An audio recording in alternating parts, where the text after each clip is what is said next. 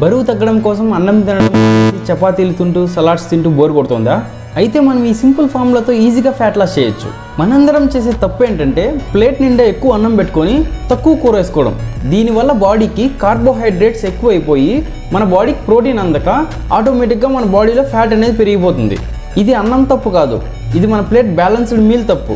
ఈ రోజు నుండి మీ లంచ్ ప్లేట్ని ఇలా మార్చేయండి. దీనినే 50-25-25 ఫార్ములా అంటారు. ఇప్పుడు 50% ఫైబర్ ఉండాలి, అంటే తోటకూర, పాలకూర, దొండకాయ, బెండకాయ లాంటివి తక్కువ ఆయిల్తో కుక్ చేసుకున్న వెజిటబుల్ కర్రీ ఉండాలి. మిగతా 25% మన దాంట్లో కార్బోహైడ్రేట్స్ ఉండాలి, white rice or brown rice ఉండాలి.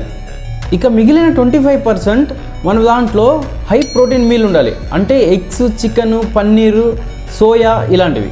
ఇలా బ్యాలెన్స్డ్గా తినడం వల్ల మీ స్టమక్ ఫుల్గా ఉంటుంది అండ్ మీకు త్వరగా cravings Rao. And most important, మీకు నచ్చిన ఫుడ్ తినొచ్చు. డైట్ అంటే నచ్చిన ఫుడ్ని వదిలేయటం కాదు, డైట్ అంటే మనం బ్యాలెన్స్డ్గా తినటం. మరి ఈరోజు మీ ప్లేట్ని చేంజ్ చేయండి. ఇలాంటి మరిన్ని ప్రాక్టికల్ టిప్స్ కోసం ఇప్పుడే ఫాలో అవ్వండి.